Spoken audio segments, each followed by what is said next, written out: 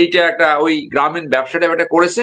এই গ্রামীণ ব্যবসা টাইপের মেন্টালিটি দিয়ে, এই অ্যাপ্রোচ দিয়ে বিপ্লব উত্তর অথবা উদ্বুদ্ধন উত্তর কোন সিচুয়েশন কারো পক্ষে কখনই নিয়ন্ত্রণ করা সম্ভব হয় না। এই কোর্টে যাওয়া আসা করবে এবং একসময় এখান থেকে বের হয়ে যাবে। উল্লেখ্য যে বাংলাদেশে এখন পর্যন্ত আসলে ওই সেন্সে কারো এরকম বিচার হয় নাই। দুর্নীতির বিচার তো হয় নাই। এই মানবতার বিরুদ্ধে অপরাধ কতটুকু বিচার হবে আমার সন্দেহ আছে। যদি কোনো মব ভায়োলেন্স হয়, যদি সরকারের এই স্টেটমেন্টটা আমরা ধরেও নিই তর্কের খাতিরে, তাহলে এক্সেসিভ ফোর্স ব্যবহার করতে পারে না। একজন মানুষ যখন আক্রমণাত্মক না থাকে তখন তাকে আইন শৃঙ্খলা বাহিনী আঘাত করতে পারে না।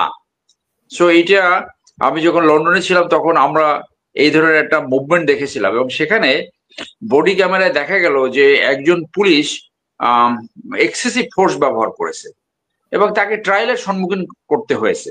তো আমাদের দুর্ভাগ্য হলো আমাদের দেশে কোনো তদন্ত সঠিক হয় না এবং যতটুকু হয় সেইটাও কখনো আলোর মুখ দেখে না, মানে তদন্ত করাই যায় না।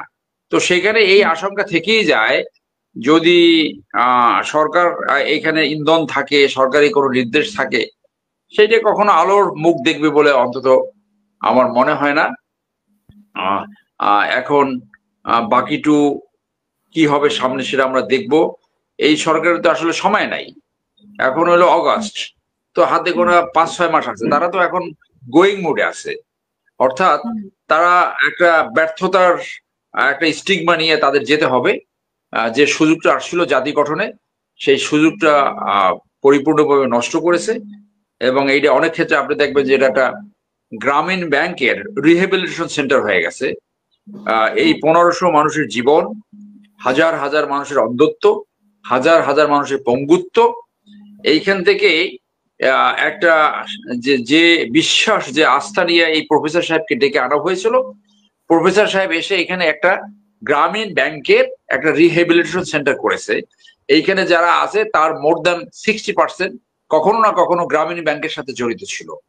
হ্যাঁ, তো তারাই এইটা একটা ওই গ্রামীণ ব্যবসা টাইপ একটা করেছে। এই গ্রামীণ ব্যবসা টাইপের মেন্টালিটি দিয়ে, এই অ্যাপ্রোচ দিয়ে বিপ্লব উত্তর অথবা উদ্বুদ্ধন উত্তর কোন সিচুয়েশন কারো পক্ষে কখনই নিয়ন্ত্রণ করা সম্ভব হয় নাই, উনিও পারবে না। উল্লেখ্য যে পৃথিবীর অনেক উদ্বুত্থান এইভাবে ব্যর্থ হয়েছে, পরবর্তী সরকার সঠিকভাবে পরিচালিত হয় নাই বলে। অতএব তারা এখন এখান থেকে চলে যাওয়ার জন্যই সুযোগ খুঁজছে এবং এই সুযোগ হলো একমাত্র একটা ইলেকশন। যে মানুষের যে আকাশচুম্বী যে আকাঙ্ক্ষা ছিল, সেই আকাঙ্ক্ষা কোনো কিছুই পরিপূর্ণতা লাভ করে নাই এবং দেশ আরো খারাপের দিকে গেছে। কিছু ভালো উদাহরণ, যুদ্ধের ভিতরেও কিছু ভালো উদাহরণ থাকে, অবশ্যই কিছু ভালো উদাহরণ আছে, কিন্তু সবকিছু ভেঙে পড়েছে এবং এই সবকিছু যে ভেঙে পড়েছে সেইটার রিফ্লেকশন হয়েছে বাংলাদেশের রাস্তাঘাট, স্পেশালি ঢাকা শহরের রাস্তাঘাট। কোনো ট্রাফিক শৃঙ্খলা এখন বাংলাদেশে ঢাকা শহরে নাই।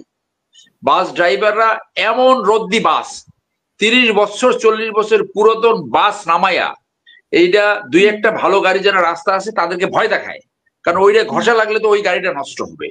রাস্তার মাঝখান থেকে প্যাসেঞ্জার উঠাবে নামাবে, যেখান থেকে রাস্তার মোড়, সেই মোড়ের উপরে দাঁড়া কইরা ইচ্ছে মতন প্যাসেঞ্জার উঠাবে নামাবে।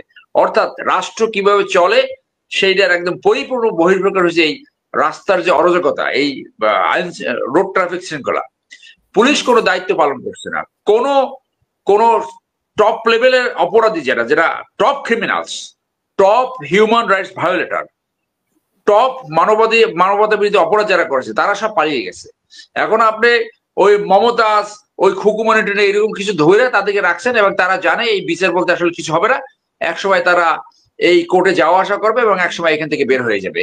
উল্লেখ্য যে বাংলাদেশে এখন পর্যন্ত আসলে ওই সেন্সে কারো এরকম বিচার হয় নাই। দুর্নীতির বিচার তো হয় নাই। এই মানবতার বিরুদ্ধে অপরাধ কতটুকু বিচার হবে আমার সন্দেহ আছে। অতএব এই অন্তর্বর্তীকালীন সরকার মানুষের সাথে এক ধরনের একটা বিট্রিয়াল টু দ্য নেশন হয়েছে, বিট্রিয়াল টু দ্য পিপল হয়েছে বলে একসময় আলোচনা আসবে। ধন্যবাদ। অসংখ্য ধন্যবাদ।